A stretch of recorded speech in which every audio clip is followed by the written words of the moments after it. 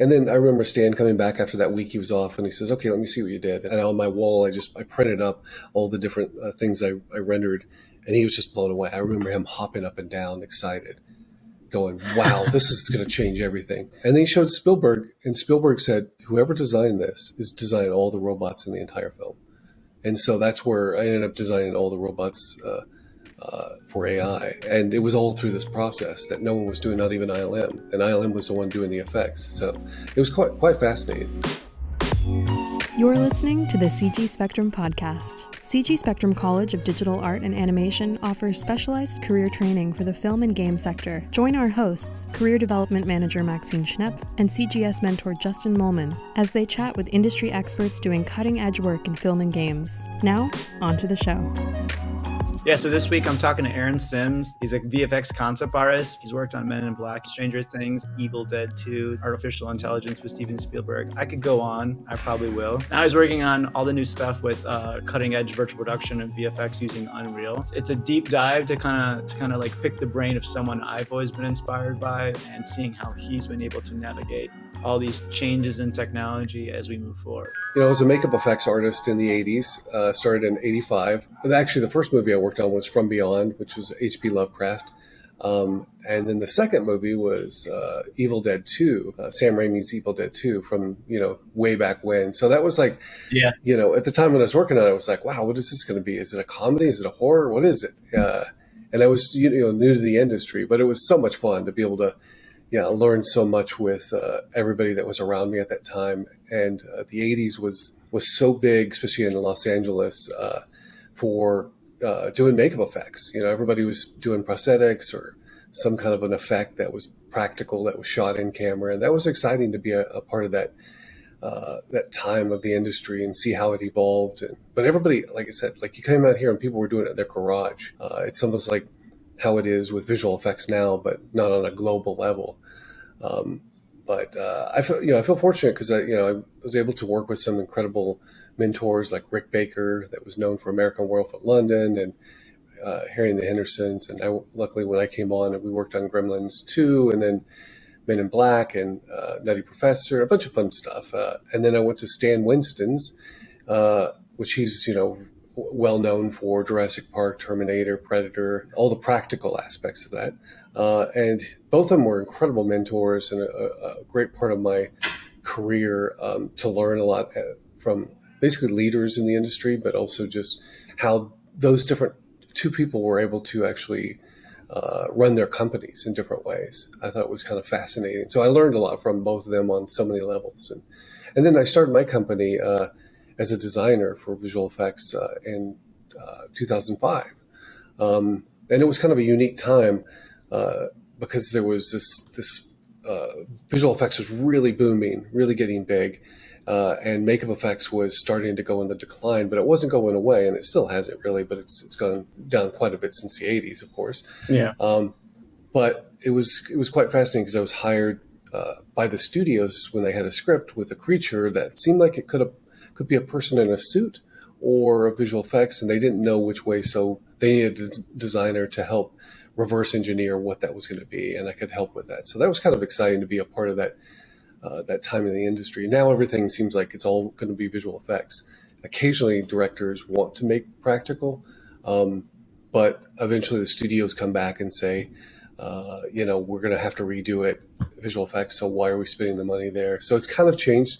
It's not always that way. But that's a long-winded explanation of my career to there. But then that doesn't get into where we're going now, but I can get into that much later. So. Yeah, I mean, you won me over with Evil Dead 2, and even Harry and the Hendersons and Rick Baker and Stan Winston. These are I'm a child of the 80s, so everything you're saying, especially with practical effects, that's originally what I wanted to get into because I was just I grew up with Star Wars, Freddy Krueger, Evil Dead, everything you could see anything that Jim Henson was doing was just all you could see those worlds being built. I'm still a huge fan of practical effects because I feel like they also age better. Anything that I still watch from the 80s, I was a big fan. I feel like it still holds up because there's those periods of time when people are trying to figure out visual effects, especially mid to late 90s and all of 2000s, where it's the visual effects they're not there really, so they didn't really age well. When you go back to look at it, you're like, oh, that was better in my mind, but it feels like practical effects always looks as good as I remember it. And for some reason, the cinematography and like the actual like camera, like just everything looks still the same, because you could see like it doesn't have that weird like, oh, the rendering's off, or that like it's just that one color's too saturated. It doesn't, you know what I mean? But Yeah. I do have to ask one question. What was it like Mhm. working with Bruce Campbell and Sam Raimi? Is it cool? Well, my interaction with both of them were kind of minor. It was, I was kind of like starting my career just kind of working in a shop in Pasadena with Mark Shostrom, and he was the one that was really doing most of the interaction with him. So I'd meet him, and I met Sam Raimi's brother, Ted Raimi, which was also played. I forget the character's name. I should know this, but it was like this big naked Oh character yeah, that was. I forgot. Those of you who I haven't forget. seen Evil Dead, just Evil Dead 2, just watch it, and then Army in Darkness, and then go watch Ash versus Evil Dead and all that stuff. Did you get a chance to watch the newer ones? Because I feel like they're using a lot of practical effects in the newer series. Yeah, no, I actually haven't. There's so much content right now. There's like even some of Oh the yeah, shows I work on right now. Because if you look at my IMDb, and there's so many projects, and some of them we work on for like a week or two, like right now, like design and stuff. Some are like for years, or months. Um, but but sometimes I don't get around to watching it because there's just too much content. I'm always so busy. I think I've played like one of the games I've worked on in my career, and everything else I'm just like, all right, cool, next one. Or you just don't want to watch it or play it because you're like, I could do better. Because I feel like Yeah. artists are our worst critiques, like we're our worst judge. Um, Yeah, that's part of it too. Is like you don't want to see like the work. Sometimes when it's just design stuff, you're kind of curious if we didn't execute it all the way through. Then I'm curious how it was executed. Like, did they yeah, stick with the design? So I'm more curious on that. Like, but sometimes working on projects, you work on them sometimes so long that you're kind of burned out, and it's like, okay, I need a break. Uh, and then come back and a year or two later and check it out. It's interesting like how the industry has evolved too. Like, and I agree with you as far as like how practical holds up, and visual effects. It's gone through stages that like you thought was cool, but then oh shit, that's yeah. not so good. We all know the movies. I'm not going to say any. No, no, no. Those are growing pains for visual effects, Yeah. and I think it continues. I mean, even stuff that like a few years ago you thought, oh, that was amazing, it already looks dated. Mhm. It's strange because that's part of I think the way we are as humans is that when we see something new and fresh, we're excited. But if something else comes along that's better, that outdoes it, that old thing stands out. I mean, when the original King Kong was the stop motion from the original King Kong, that blew people away. Now you look at it and it's like, oh, it looks very crude. I mean, it was an achievement at the time, but I think every stage of effects. But the practical stuff, which is interesting, especially like because I'm a big Star Wars fan as well. I kind of rewatch, especially New Hope and Return of the Jedi, like constantly in the background. Just it's like it's almost audio like back there because I'm such Yeah, a we all fan of got it. those. It's like you don't want to listen to music, you don't want to listen to silence. It has to be something that you know so well that you can focus on what you're doing, but still hearing that thing in the background. It's like a gentle reminder of like, oh yeah, this is why I'm doing what I'm doing. Well, yeah, you look back at even um, going back to Stanley Kubrick's 2001, A Space Odyssey. I watched it recently because I always watch movies like one that I'm a fan of, but also just to kind of research as I'm developing my own stuff. But some of the models and stuff that were built were just they still hold up, and that was like it's just amazing. Like you think about in Star Wars, like the a lot of the ship effects, or like the big Star Destroyers that go over at the beginning. It's like that holds up. It doesn't look Yep. cheesy. It doesn't look like a little model because it was a big physical model that was really there. Some of the visual effects that are done sometimes feel a little too polished. Not necessarily now. I think they've kind of got their edge to getting that fine line of where, at least to my eye now, like say 2 or 3 years from now, something better comes and you look at something that I thought was impressive visual Yeah. effects wise.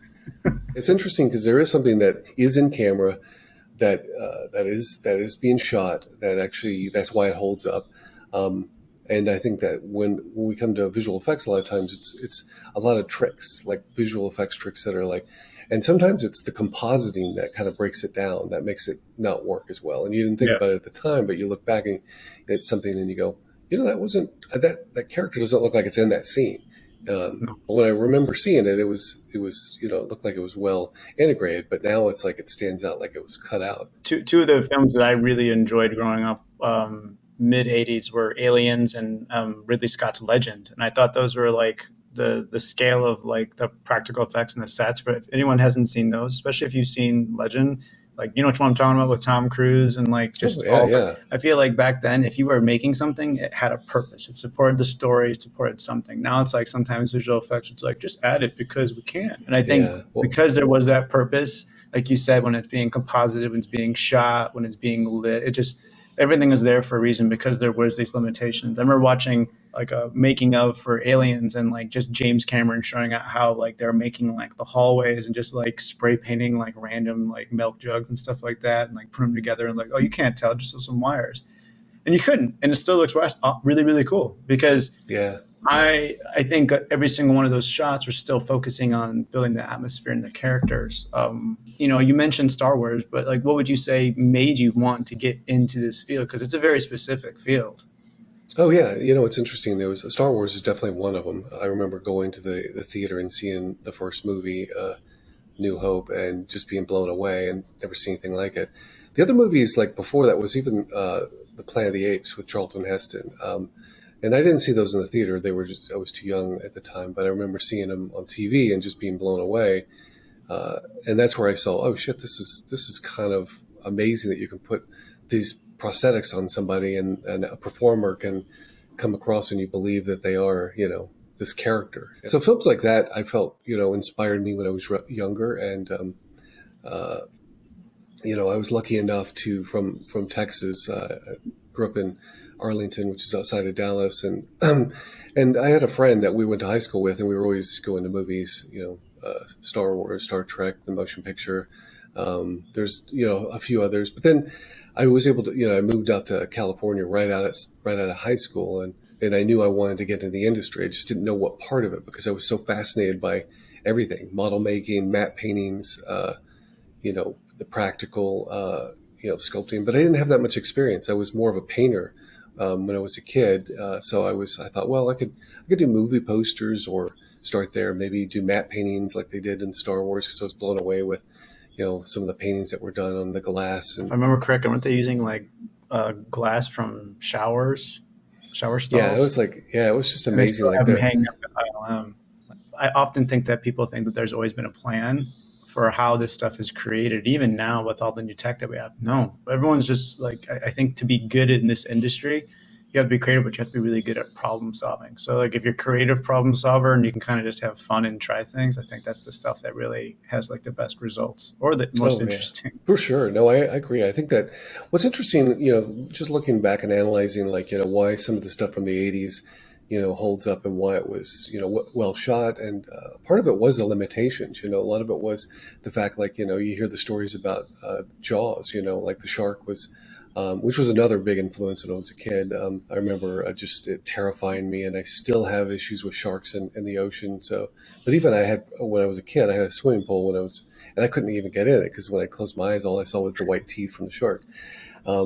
So it's amazing how these movies had, influence on all of us, like in some ways. But what was amazing back then is that even Spielberg really wanted to show the shark, but he couldn't because it wasn't working a lot of times. And so the editor cut out a lot of the shots and it actually made a better film. But there's also something else aside from that, which was a big thing. I think like Alien was the same thing, is that why was Alien so terrifying? Is you didn't really get to see it that well. It was built for that the purpose of, the shape, the silhouette, and that was terrifying. That left an impression. I think today there's almost like we see too much, which loses a little bit of its impact. But the bigger part, I think that also makes it a little bit more challenging for filmmakers and directors from when they were working on something, say in the 80s, 90s, when it was practical. And that's why I think a lot of directors still embrace like the idea of practical, is that they're able to direct something, and themselves and with their DP and they're on set and they're actually shooting something that they actually had the control opposed to giving it to a visual effects house that you've done previous, and you're losing as a director and a filmmaker. You're giving a lot of your creative decisions to somebody else, which, that's part of the industry. But I think that's where it kind of goes in a place that makes it for the filmmaker sometimes a little harder to control. That's what I'm excited about. Like what we're getting into now, and we'll talk a bit more about it with Unreal. Is me as a filmmaker, as an effects artist.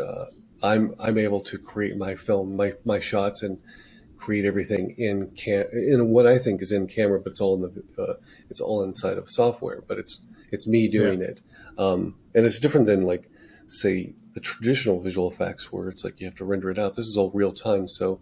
And we'll get more into that here in a bit. You hit on something that I thought is really good, and it actually translates to other industries as well. It's that when you take away the ability to see the alien or the shark all the time, it actually allows people to build on the tension. And I think, in the end of the day, like it allows them to have their own creativity to picture what it could be. These like prosthetics, these practical effects were always just, they enhanced it. That wasn't like the driving force. And nowadays, sometimes I'll see like a movie and it's like the visual effects is the crutch, and they have spent no time on the character development or story.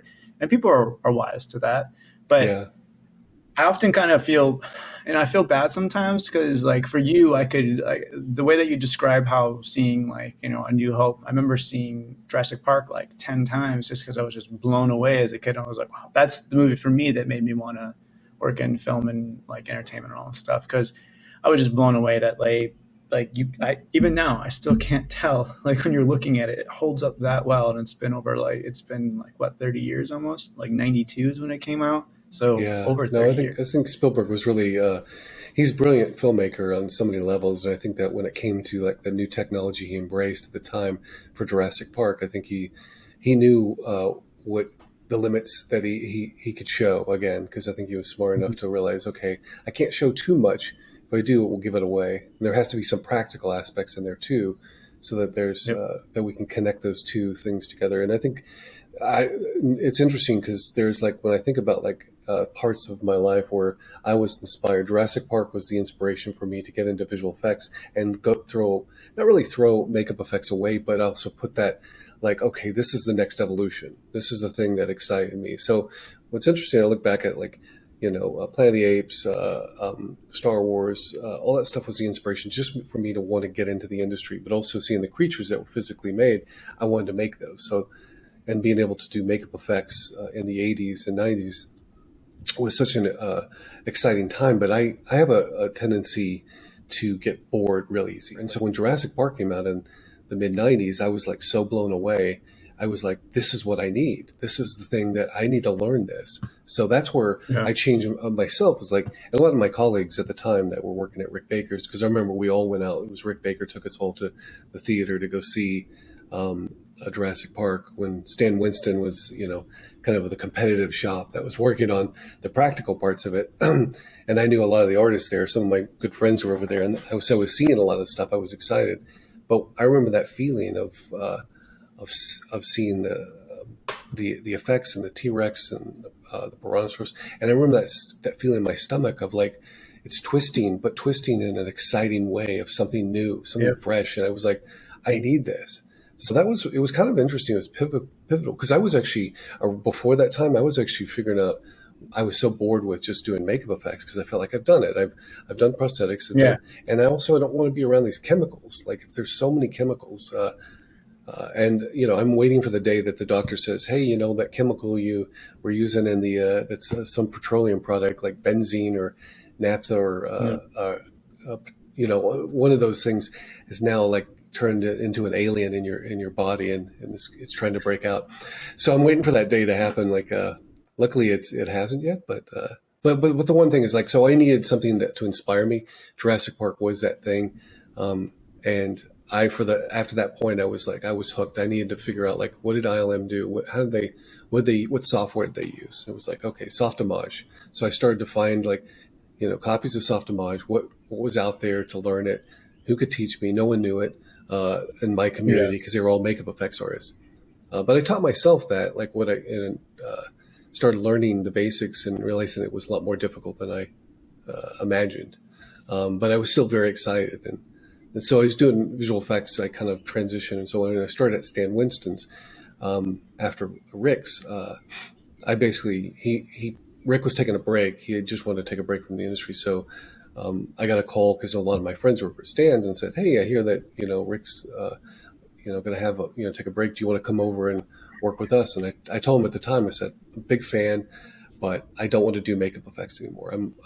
I've focused on visual effects now." And he goes, "Oh, that's great. Me and James Cameron started Digital Domain together. And, that kind of got big and we went our own way, but I want to start something small. So maybe you can help with that." So that's where I helped develop his SW Digital, Stan Winston Digital. Oh, you did? Yeah.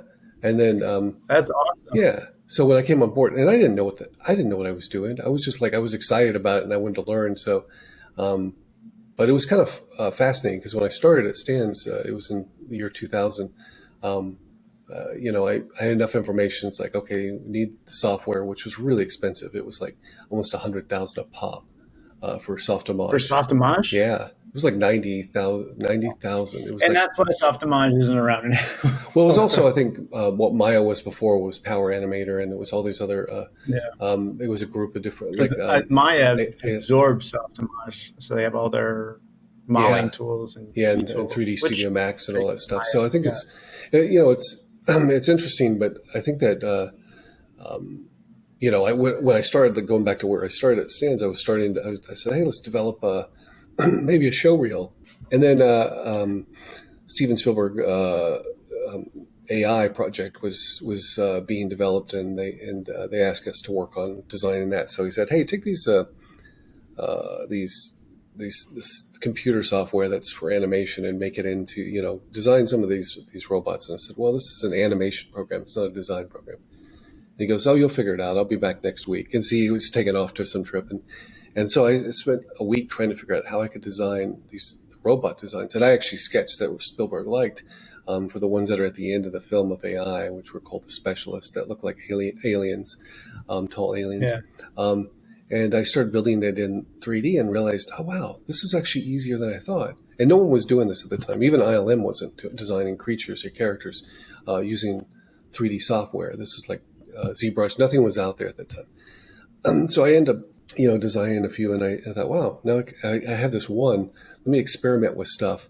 I started experimenting with textures. I went out and took a picture of my car headlight on my car, and then I brought it in and wrapped that around as a texture. And I thought, oh, this is really cool. So I was excited because I was doing stuff that felt innovative, but it was also no one was doing it. And then I was also experimenting with stuff that was kind of random, which was kind of cool. And I couldn't, opposed to overthinking it. So it was a different part of my brain that was being applied to this new kind of tool. And I got excited about designing in 3D. And again, no one was doing this at the time. I don't know if I'm the very first person, but I kind of think that Stan forced me to do this. And now it's like the norm. Everybody uses 3D to design. Yeah. And then I remember Stan coming back after that week he was off, and he says, "Okay, let me see what you did." And on my wall, I printed up all the different things I rendered, and he was just blown away. I remember him hopping up and down, excited, going, "Wow, this is going to change everything." And then he showed Spielberg, and Spielberg said, "Whoever designed this is designing all the robots in the entire film." And so that's where I ended up designing all the robots for AI. And it was all through this process that no one was doing, not even ILM. And ILM was the one doing the effects. So it was quite fascinating that I was a part of that transition. And it wasn't me that kind of forced it. It was Stan that said, "You're going to do this. I don't care how you do it. You're going to do it." And I'm glad he did, because it kind of helped me, get my career going as a 3D designer for visual effects. Hey everyone, a quick shout out to CG Spectrum for helping make this podcast happen.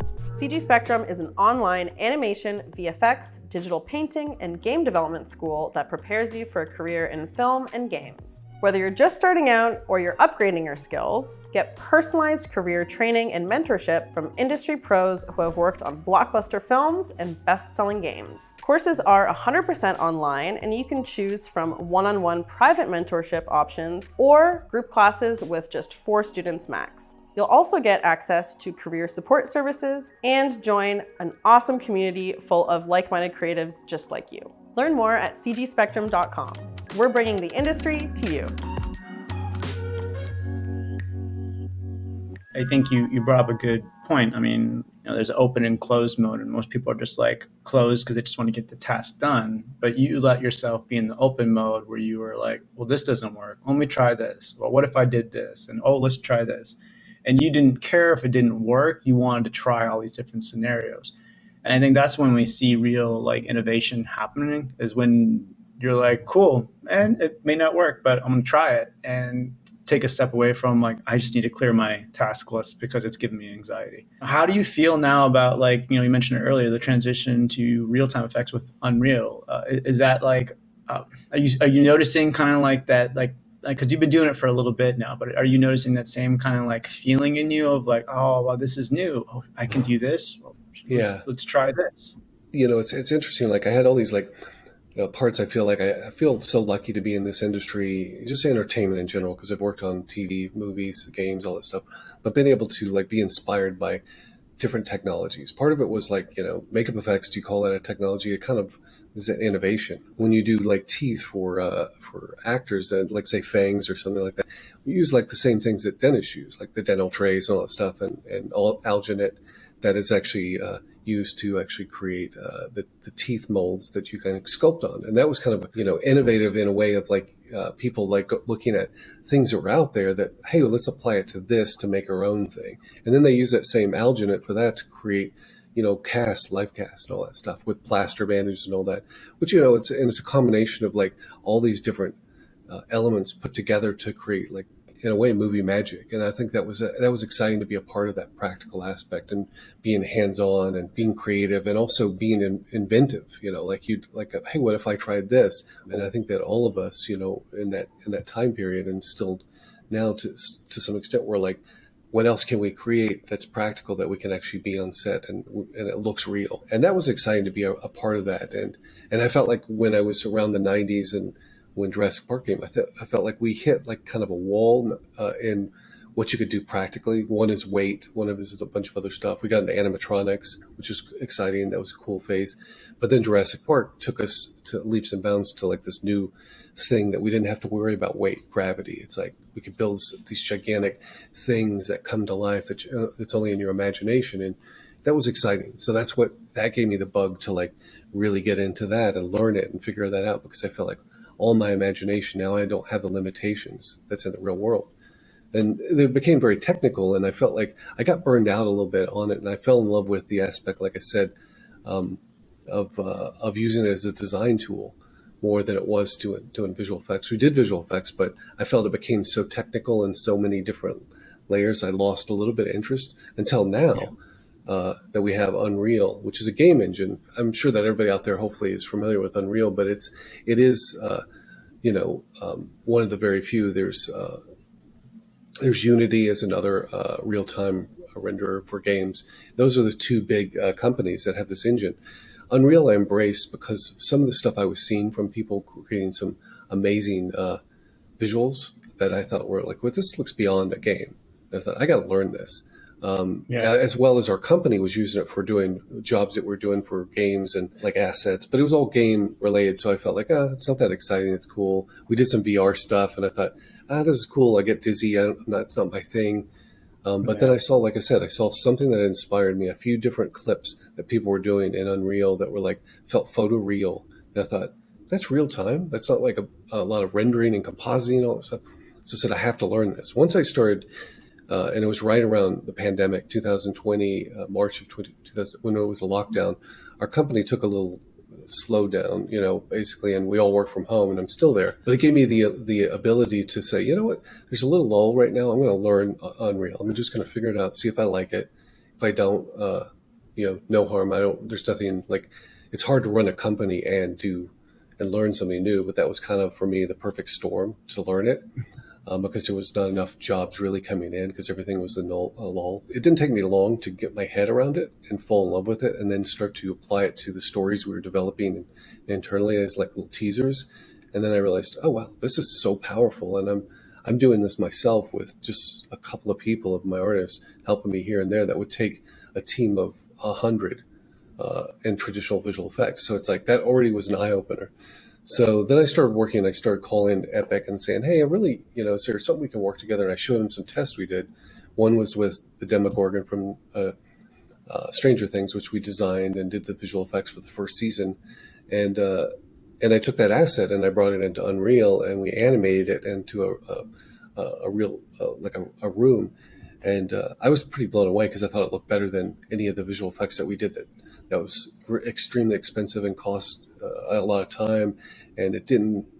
To me, it wasn't even all that refined because there wasn't enough on the budget for that project at the time. And so I was blown away with that. And when I showed that test to Epic, they were blown away and they go, "Oh, we have to talk. You're a real deal here. There's something you're doing that's no one else is doing." So since then, I've become kind of like working with Epic on developing different projects. We did a short that I directed and produced called the Eye Calanthek, which was... Is that the one that you did in 6 weeks? Yeah. So this was a project. It was very interesting, the story here too, because this one was done in 6 weeks, and it was very ambitious, but it was 6 something weeks is very fast, everyone. Yeah, and when you see what the content is, and there's a female character that had mocap, that a spaceship, a world, alien creature, all that stuff. It was a big undertaking, and but I was contracted with them to create a short, and we had more time at the beginning. But to give a little backstory, is I wanted to kind of, in a way, because of my practical background, I wanted to utilize all these different tools and use some of Epic as like 3 different tiers. So one was a practical, all backlot, universal, some visual effects in there. Then it was all inside of a stage that was like LEDs, just like the Mandalorian techniques, where it's like projected LEDs with Unreal on the background, and even the alien that's in the background. That was what was going to be exciting, is we're going to actually have creature that was interacting with the actors that was there on screens. And I wanted to really test that out. And then the last shot in the film was pulling out, and it was like a whole alien invasion. It was all CG, but all in Unreal in real time. So there was 3 components. I thought this is a cool test to show all the different capacities, but also tell a fun story. But something happened the day before our shoot, and I can't really get into all the details, but it basically made it impossible to shoot that day with the actors. So, and this was on Friday the 13th, which is ironic.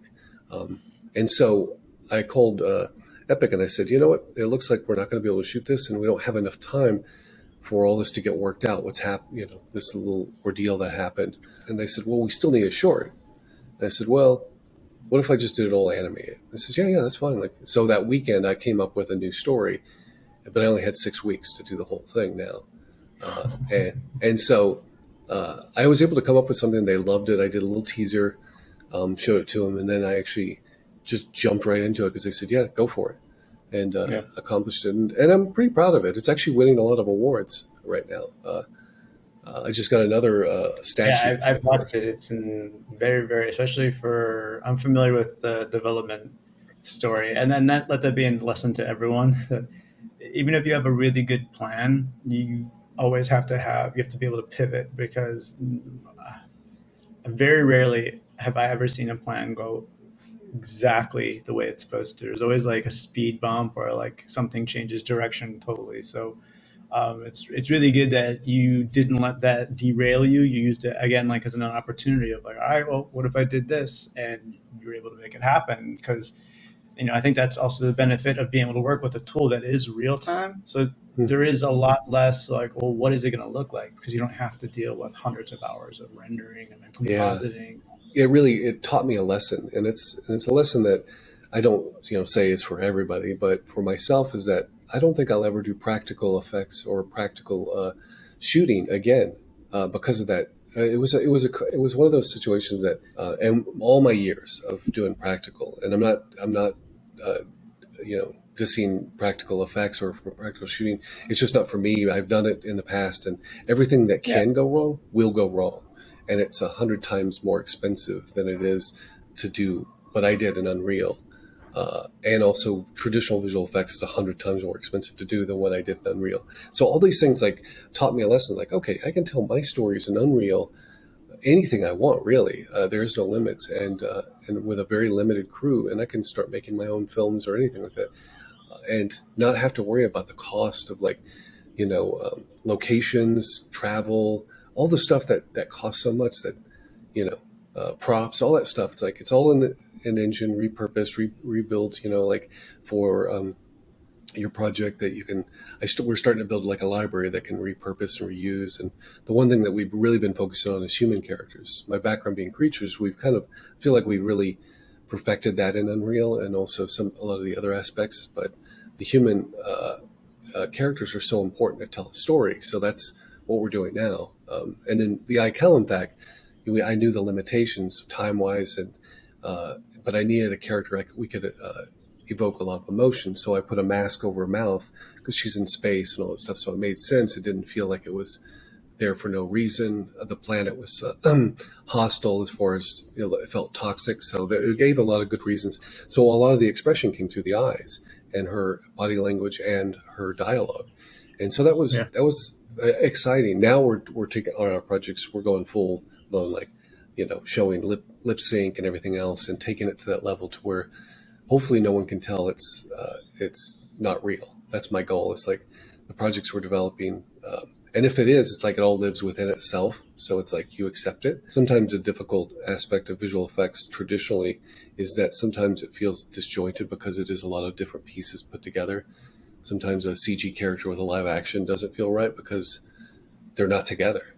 There's a lot of different things, and it takes a lot of work to do that. But if everything is living inside the engine, then it's no matter how you're going to accept it because of what it is, because it's all there. It's not going to look like it's comped in a bad way or well, it becomes easier for you to edit on stuff. So I guess the question from that is you mentioned, like, okay, so Unreal has re-sparked the creativity to like be able to make your own IP and art, and be able to get your hands dirty. And you're mentioning now like wanting to get more into like mastering like humans and stuff like that. Have you what do you think about Metahumans, character creator, and like capturing reality capture, like just those extensions of the epic universe inside of Unreal?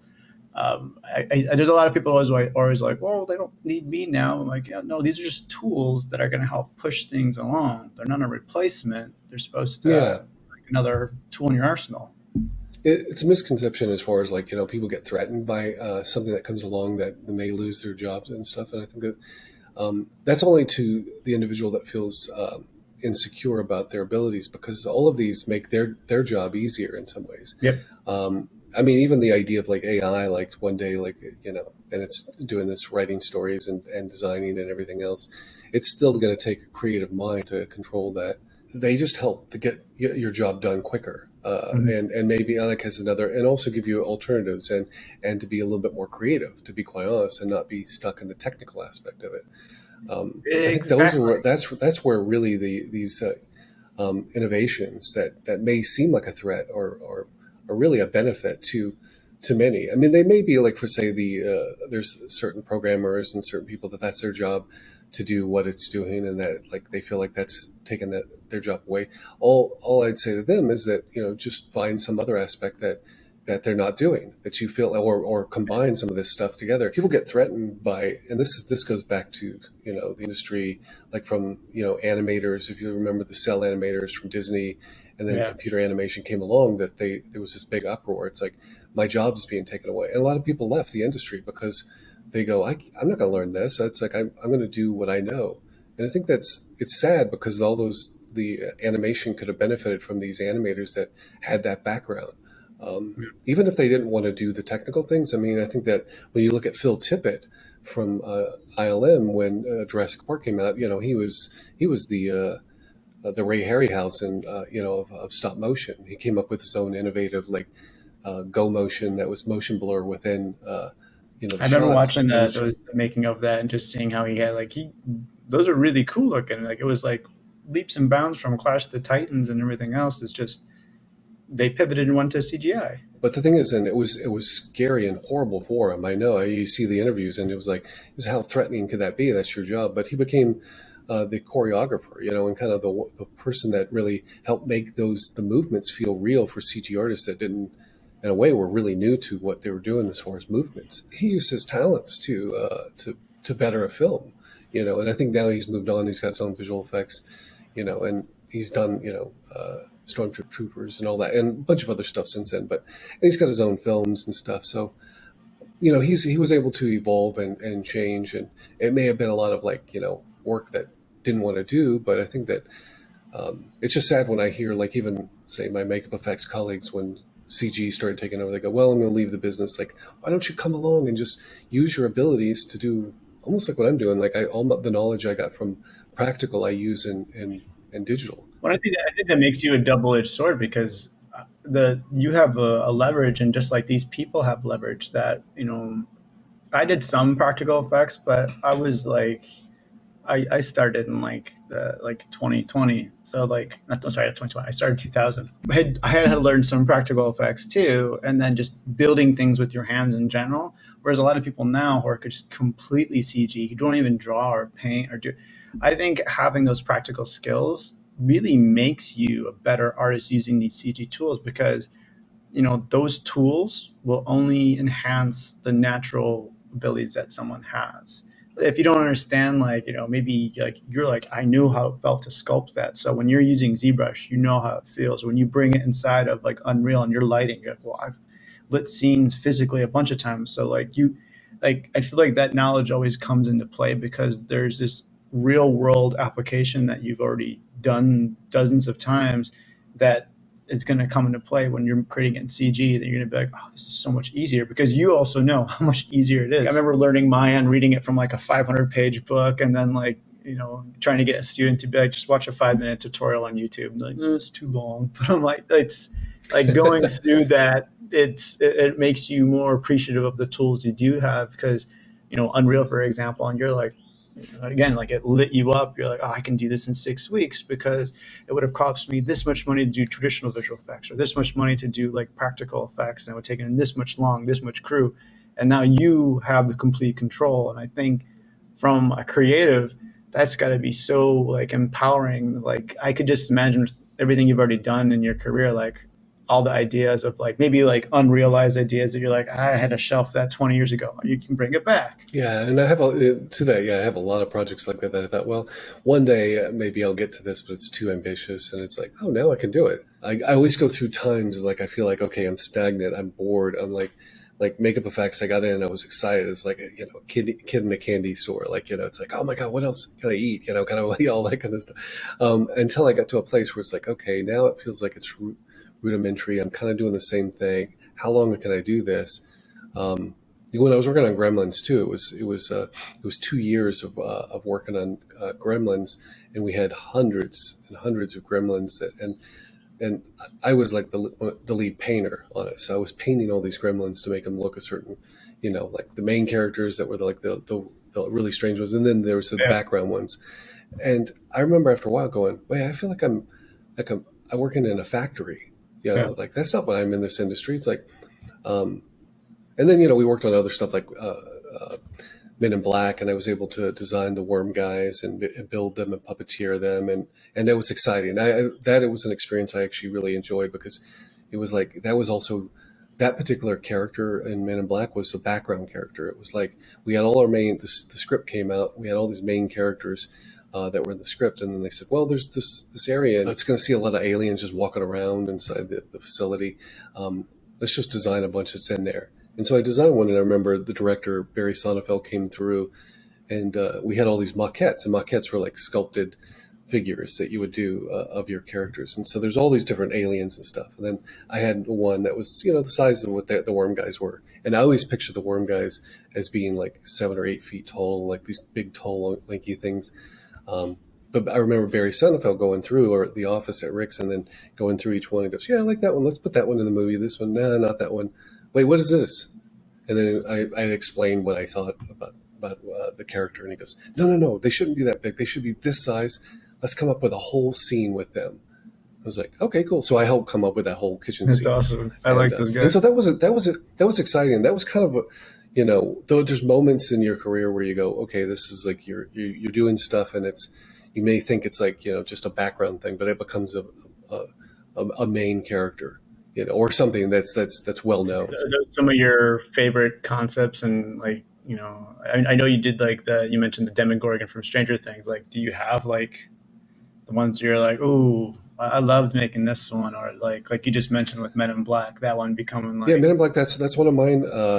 War of the Worlds, Steven Spielberg, the aliens that designed that. And the main thing with that is that the head I didn't really design that much. That was already designed by ILM at the time, and that was something that Spielberg really wanted because it was that shape that was of the ship from the original War of the Worlds movie. And he just wanted that to be part of it, just to add the old movie into the new one. So, and he wanted the ship to have it, the walkers, and he wanted the aliens to have it. So that was already kind of figured out, except for the at least the shape of it. But the one thing that was exciting is I had to come up with the idea of how their legs would work, because he wanted tripod. He goes, I need 3 legs, and all the designs I saw at that time when I was hired was just like, it looked like a tripod, like a head with 3 legs coming out. And I kept thinking, well, they're not going to get a lot of body movement out of that. It can only go up and down. And so I thought, what if I put one leg in the back and 2 in the front, and gave it a torso? And then I explained it to Spielberg, and he goes, it sounds cool, but I'd have to see it. Once I did it, he goes, holy crap, this is amazing. But it looks like it may be limping in the back. It only has the one. So we did some animation tests at Stan's, showing it walk around, crawling on the ceiling, and he was like, okay, that's it. And so that was another one that was exciting, because it was like coming up with it's exciting because you got to say, I showed it to Spielberg, which is exactly insane. Yeah. No, I feel lucky I was able to work with Spielberg on a lot of projects, and he's an amazing collaborator too. Like when he comes up with stuff like on AI, I remember we were coming up with a bunch of different robots for that, and he just sketched something on a piece of paper that was like, I don't know if you remember, but there was this one area where they were like kind of sacrificing the robots and stuff like that, like in this arena. And there was a bunch of robots in there. So there's one, he goes, hey, what if we had one that the brain and all that stuff is in the chest, and it was a female one where you could see just her face, but then there was no brain. It was just like this void back there. And he just sketched it out on a piece of paper and said, hey, make that one. So I designed it based on his design. That was exciting. So you gave us a lot of good information, like good stories. I could keep on talking to you for a long time just to geek out on the things that I like, and I want to spare people from that. But I was curious if you had some practical tips, because you've been able to transition. I think you like the biggest one that I'm picking up from this is like being able to change with innovations and see the way that you can fit into like the technology and trends, because I want to make sure that people listening can get some of these practical tips from you, because you've been able to weather and change your career and been quite successful at it, while kind of keeping a hand in each pot still. Yeah, no, I feel very fortunate. And I think that, everybody's different. So some people feel very secure in their, we talked about before, like if something comes along, it becomes intimidating, and they want to leave and not learn something new. I personally am not, because I can't, say for everybody, because again, everybody's different, but my strengths, I feel, when that, besides not only being creative, is, and that's part of the creative aspect, is finding new tools that make your job as a creative more efficient. And I think that that's where all these like innovations, throughout, like from the beginning when I started to where I'm at now, is like I've learned a lot, and I feel like I've got a better eye, which is also part of that's helped me for what I'm trying to create in Unreal. Because you can't just pick up Unreal and imagine that it's going to be photoreal, or it's going to look amazing if you don't have a vision, or you don't have an eye for what you're trying to create. So I think that the best thing, and what I've told a lot of new artists that's come on that really want to be involved and learn this is do a lot of research and create stuff that inspires you. Like how I've learned too, and is sometimes mimicking something that someone else has done just to learn how that's done is a good way to start. Like, like if you find something that inspires you, just it's not as a professional job, but it's just to learn it, to be inspired. So one of the most inspiring things you can, that on, say, a film recreate that moment in that. Either it's the visual aspects of it, how it's lit, how it's shot. What is that component, and you learn a lot just doing that. And then you take that and you use it for yourself, like your own creative. Now that you understand it and you understand the power of it, that now you can be creative and do your own thing. So that's kind of a lot of inspiration that I try to teach the artists that work with us, as well as myself. I find myself, like, when we were looking at I was doing the Eye Calanthek, I was like, okay, what is my inspiration for the look of this world or something like that? And I would look at Prometheus, like the way that that was shot. It's not that I recreated it at all, because I didn't want it to be it wasn't the world I wanted to make, but I thought, what was making that so visually interesting?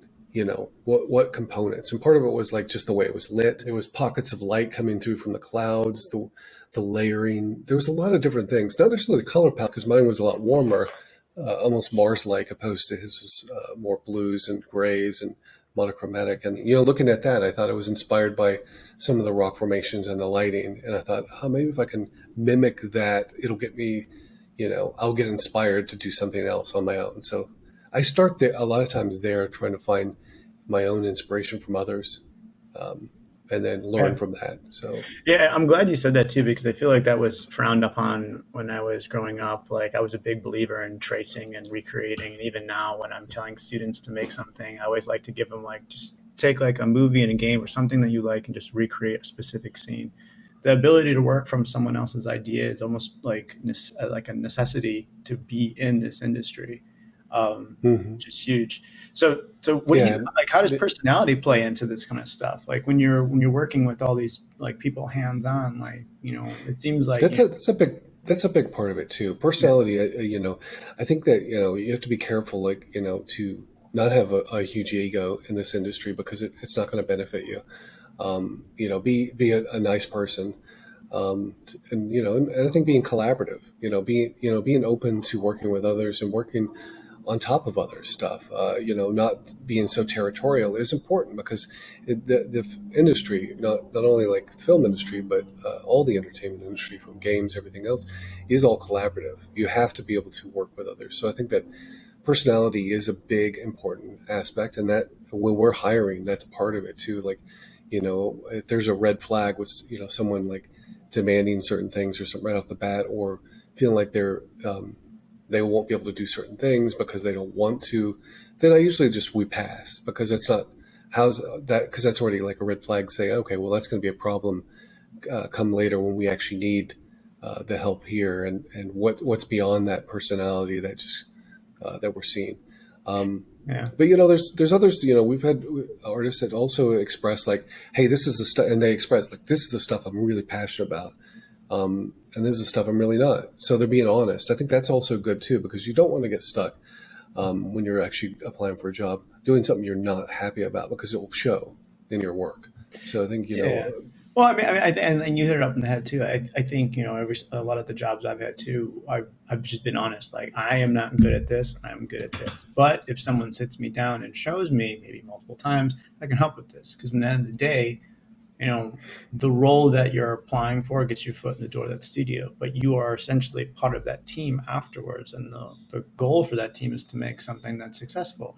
Whether it's, because you're telling the story that you really, really wanted to tell, visually it looks amazing, the story is amazing, or maybe it made you some money, but you're on that team, and you can't really have a I attitude in a team. You have to be like, I don't want to do it, but show me, I'll figure it out. Because, I feel like a good team is people that have good communication, but also are up for trying anything. Because no one's really amazing at it until you start. You don't, like, it's not like someone was born like, I'm really good at soft homage, man. Like, just straight out of the barrel. So I want to do one more question, just to kind of like poke your brain again. And this kind of like wraps around. We've talked that, like, a good way to succeed would be to, like, follow your passions, follow your influences, and, like, just be honest and be someone who is, like, a good personality to work with. And then I know that something else that, people are always interested, that we talked about a little bit early, is, new softwares, especially like the AI stuff. Do we see this as being, more of a hurdle for like the people getting into industry, or is it something they should be afraid of, or is it a helpful tool? It's it's up to every individual, like where they feel comfortable to learning, like inspire. I think that my I think it's always a good thing to kind of go with what's innovative if you want to be in this industry and be relevant, and have a career. So learning all these new tools, new software, I think are very, very important. Even if you may not apply them all 100%, I think using them and being aware of them and how they may work for your pipeline or your process is important to just understand it and always be up on the latest, what's new. And because myself, it's like, and that could be challenging for a lot of people. They go, oh geez, there's always gonna be something new. I always have to learn something new. How depressing is that to have to like feel like I start all over? I always look at things as not ever starting over. It's like it's learning something new, and that's to help better yourself and your ability to create whatever you want to create. And so if you can look at these tools as elements to get to point A to point B quicker, that's a plus for any creative. I think it's like it's like this sculpture behind me. This is I did this for Rick Baker. I was working on a Disney project called Gargoyles. It was based on the animated Gargoyles thing, and it never got made. I don't know if it ever will, but this is one of the main characters. But I remember I actually really enjoyed sculpting it. It's very rough. It's like I made it very rough, and I had fun. It was actually clay. It was like, I used to sculpt all the time. I liked blocking out the shape, and then I liked doing one side. And then when I had to do the other side, the symmetry of that drove me crazy. And that was where I realized even early on that's where my creative part just went away. And so when I started to learn ZBrush, and they had other tools that were like symmetrical, like just to be able to sculpt that way, it's like, thank God, now that I can do this. So I look at these tools as ways, and I can still be creative, and I can get to point A to point B quicker, but I don't have all that like extra work that feels. Yeah.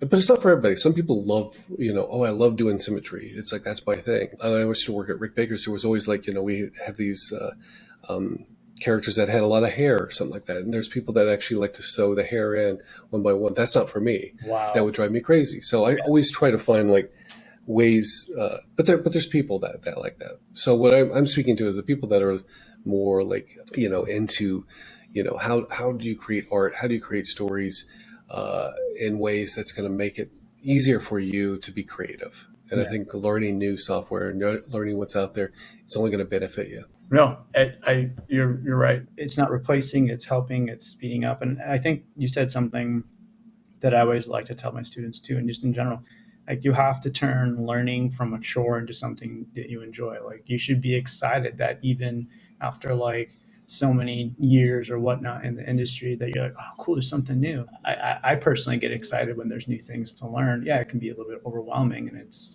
it's weird to go from like mastering one thing to knowing nothing on the other side. But that challenge ultimately makes you a better creative, better artist, better just problem solver. I don't know about you, but when I'm learning something new, I got my team of people that people I've worked with in the day will jump on our Discord. What's this? How do you do this? We share each other's ideas, because at the end of the day, like it's not a competitive, like, yes, it's competitive to get a job sometimes, but ultimately we all want each other to succeed. I think that's very important. I think it's, a part of it is like a lot of people can be scared, like, oh, I'm going to give away, techniques or something like that. That's going to lose a job for myself in the future. I think that's also, a misconception. I think that part of like is, by letting other people and embracing and working with other people only benefits you because you'll learn something from them.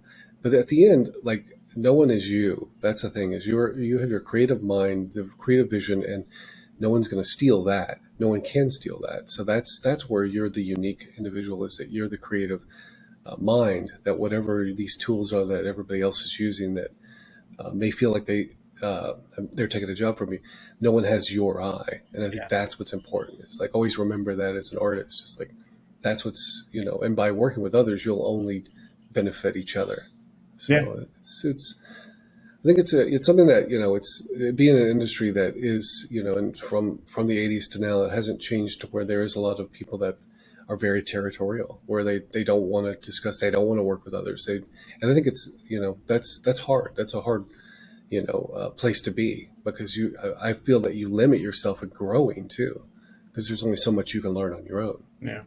So why not share what you know to others so they can share back? So we covered a lot. I mean, obviously there's so much more I want to talk to you about, but maybe we can have another future session down the road or webinar. But yeah, this is great. I mean, yeah, Justin, no, it's been my pleasure, and I'd love to do it again. And maybe other topics we can get into is, in the future, and to think about is we are developing our own feature, all in Unreal right now. So it's in that process. I would love to have a webinar on that. Part of and this is just, out there is content out there is it's especially with all the different streamers, is that it's saturation of content. So how do you, if you make content, how do you actually say from the ground up, how does it ever get seen? So part of it is just, creating awareness and of your product or what you're making. So that's what I'd love to do here with everybody too, is help educate people, but also inspire and hopefully create an audience that when we're actually done with our feature, which will take a few years, to be quite honest, because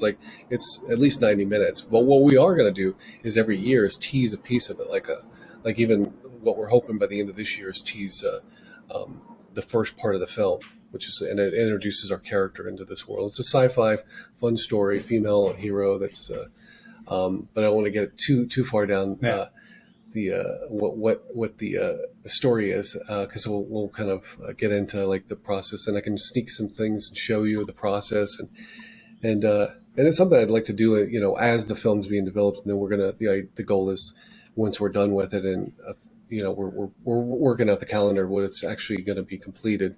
But once that's completed, then we, hopefully have a nice audience that wants to see it. And so then we can bring it to streamers. My goal is to do it, myself, directing, producing, my team, and not really, have a studio come in and build it with me, because I don't know if that's necessarily the right direction for content these days, especially for me as a creative. I've been down that road before too, and it's in development hell is what I call it, and it can spin and go nowhere. So what I want to do is create, and which we're doing, is create a whole feature that we can release to the public, and we'll figure out how to distribute it. Yeah. So where can we find you? Is there I know you have ArtStation page. I know you guys have a Instagram page. What's the best way for people to keep in touch with Aaron Sims and follow your progress and stuff? Well, I think if you go to our website, it's aaronsimscreative.com. It has the links to all the different places that you can, contact us. There's a contact page on there, but you can also see what we're up to. We are developing a store there, some art books that we're creating that are narrative as well. But there's also a contact page if you ever want to just contact us from there. But then you can also, there's all the links down below of all the social pages. And then myself, I have my own personal social that I actually just, post things here and there too, aside from the company, but it's all kind of related. But that way I can be a little bit more personal if I have time, when I do have time. Thank you very much for taking the time, Aaron. Well, no, thanks for having me, Justin. It's been my pleasure. Take care, everybody. Thanks for listening to the CG Spectrum podcast. For more on this episode, visit us at cgspectrum.com/podcast. Check out our show notes, where you'll find links to our guests and more behind the scenes. And if you're enjoying the show, please rate, review, and subscribe wherever you're listening, or share this episode with someone who might like it. See you next time.